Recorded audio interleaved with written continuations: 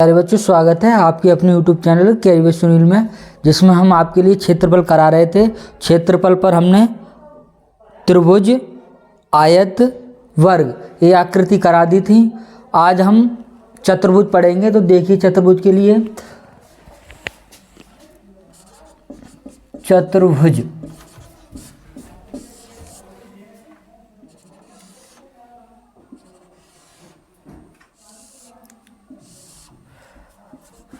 ये समांतर चतुर्भुज होता है, जिसकी आमने सामने की भुजा तो बराबर होती हैं, आमने सामने की भुजा बराबर होती हैं, लेकिन प्रत्येक एंगल 90 डिग्री का नहीं होता है, कुछ तिर्यक रूप में होती हैं। तो समांतर चतुर्भुज का क्षेत्रफल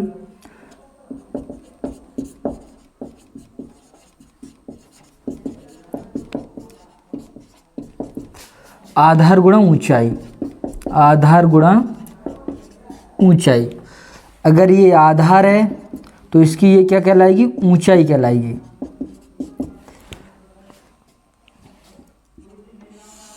फिर समचतुर्भुज देखिए, इसकी सभी भुजा कैसी होती हैं? बराबर, लेकिन प्रत्येक एंगल 90 डिग्री का नहीं होता है। वर्ग में क्या होता था? प्रत्येक एंगल 90 डिग्री का होता था। आयत में क्या होता था? प्रत्येक एंगल 90 डिग्री का होता था, लेकिन यहाँ 90 डिग्री का एंगल नहीं होंगे, ये तिर्यक रूप में होंगी। ये वर्ग से बनी है आकृति, लेकिन तिर्यक आकृति होगी।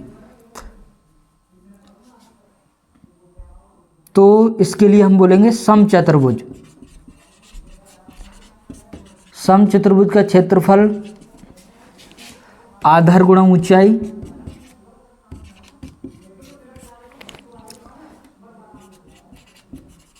समचतुर्भुज का क्षेत्रफल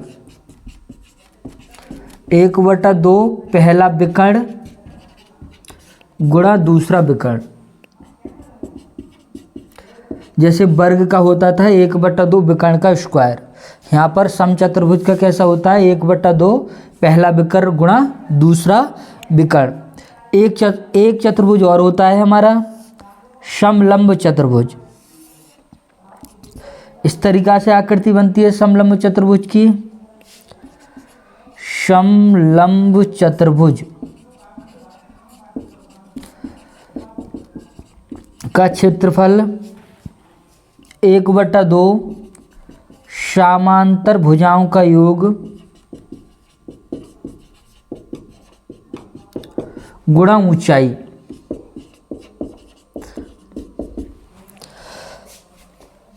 ये भुजा यहाँ से यहाँ तक 3 मीटर है, और ये वाली भुजा यहाँ से यहाँ तक 5 मीटर है, तो ये एक दूसरे के समांतर हैं। और ये वाली हाइट कहलाएगी ऊंचाई। इसको मान लें 2 मीटर ऊंची है ये, तो ये ऊंचाई हो गई। तो इसमें लगा दोगे, आप आसानी से निकाल सकते हो। एक बच्चों एक संबंध और होता है इनके विकर्णों में। समांतर चतुर्भुज का विकर्ण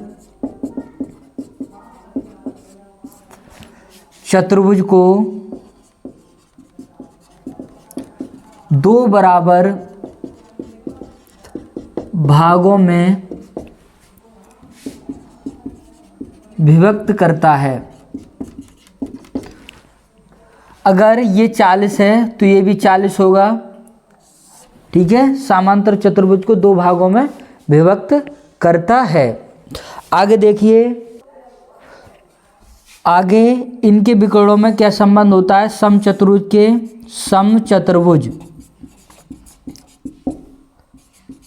समचतुर्भुज के दोनों विकर्ण एक दूसरे को आपस में समद्विभाजित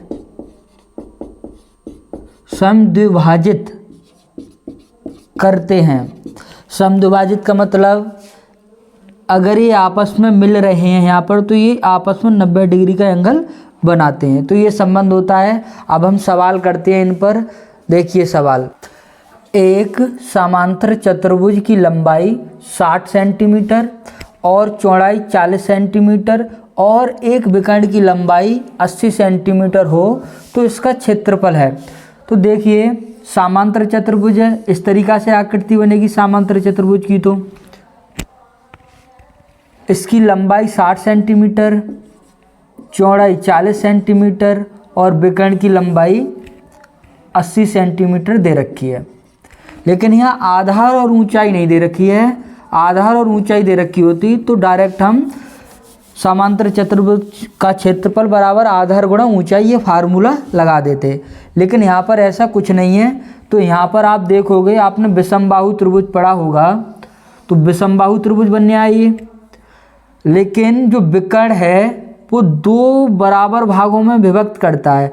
मान के चलो इसका जो क्षेत्रफल आएगा वही क्षेत्रफल इस भाग का होगा और दोनों का जोड़ दोगे आप, आंसर आ जाएगा। तो एक आकृति का निकाल लेंगे हम, इसका विषमबाहु त्रिभुज है ये। तो ए की वैल्यू कितना मान लो आप 60, बी की वैल्यू मान लो आप 40 और सी की 80 सेंटीमीटर मान लोगे, दी रखी है।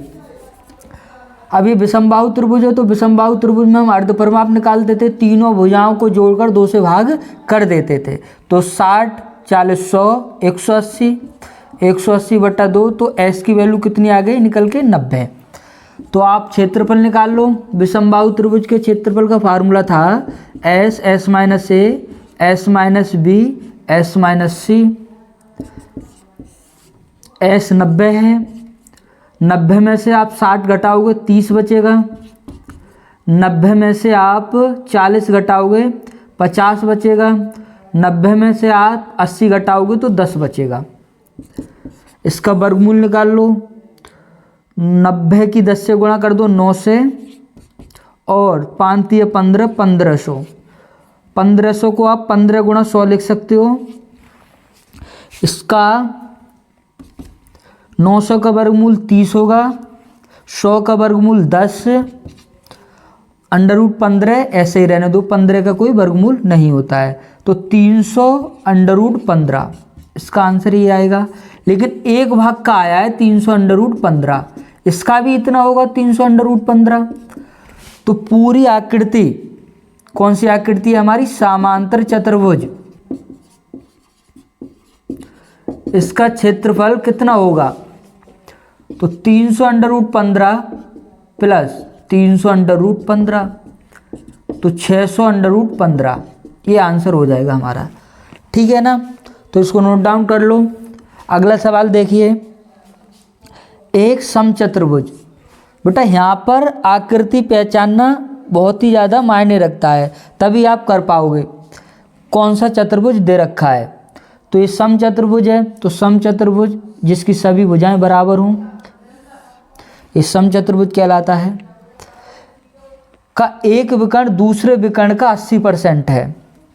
तो पहला विकर्ण हम मान लेते हैं x है, दूसरा विकर्ण 80% है। तो x का 80%, परसेंट का चिन्ह हटाओगे नीचे 100 आ जाएंगे। 1 0 से 1 0, 2 चौक 8 और 2 पंजे 10, तो 4x/5 ये दूसरा विकर्ण आ गया निकल के। तो हमने बताया था आपके लिए समचतुर्भुज का क्षेत्रफल, समचतुर्भुज का क्षेत्रफल 1/2 पहला विकर्ण गुणा दूसरा विकर्ण। जब विकर्ण दे रखे हों तो ये फार्मूला लगाते हैं हम। तो इसका क्षेत्रफल तो दे रखा है 40 वर्ग सेंटीमीटर स्क्वायर, तो 40 यहाँ रख दो आप। 1/2 पहला विकर्ण x है, दूसरा विकर्ण 4x/5 है। इसके लिए काटा पीटी कर दो आप। 2 दूनी 4, 2 से आप ये 20 बार में कट जाएंगे। 5 भाग की चीज़ गुणा में पहुंच जाएगी, 100 हो जाएंगे ये। 20 पंजे 100, x की x से मल्टीप्लाई करोगे x²। तो आप देखोगे x की वैल्यू कितनी आ गई? 10 निकल कर आ गई। तो पहला विकर्ण हमारा 10 आ जाएगा। दूसरा विकर्ण यहाँ 4 गुणा 10/5, इसमें रख दो 5 दूनी 10, 4 दूनी 8। तो दूसरा विकर्ण हमारा कितना आ जाएगा बच्चों? 8 आ जाएगा। अगला सवाल देखिए। अब अगला सवाल करते हैं हम। देखिए, एक समांतर चतुर्भुज का क्षेत्रफल 384 सेंटीमीटर स्क्वायर है। यदि इसके समांतर भुजाएं 3:5 हों और लंबवत दूरी 12 सेंटीमीटर हो तो भुजाएं हैं। तो यहाँ पर समलंब चतुर्भुज दे रखा है, तो समलंब चतुर्भुज की आकृति इस तरीका से बनेगी। यहाँ इसका एरिया क्षेत्रफल दे रखा है 384।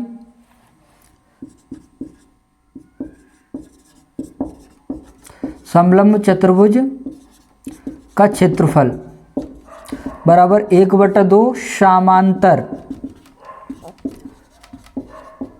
भुजाओं का योग गुणा ऊंचाई, ये फार्मूला था। ये दे रखा है 384। समांतर भुजाएं आप देखोगे यहाँ पर अनुपात में दे रखी हैं, तो ये भुजा 3x होगी, अनुपात का चिन्ह हटाओगे x आ जाएगा, ये भुजा 5x होगी। और इसकी ऊंचाई जो लंबवत दूरी दे रखी है वो 12 सेंटीमीटर दे रखी है, तो ये 12 सेंटीमीटर होगी। यहाँ पर रख दो, तो 3x + 4x गुणा ऊंचाई, ऊंचाई 12 दे रखी है, 2 छक्का 12, 6 चिंग 36 और 6 चौक 24, 64, ये 5 है, सॉरी यहाँ पर 5 और 3 8x, 8 64। तो x की वैल्यू कितनी आ गई बच्चों निकल कर 64। पूछा गया है हमसे भुजाएं ज्ञात करो, तो यहाँ पर भुजा देखोगे आप, पहली भुजा 3x थी हमारी और दूसरी भुजा 5x थी।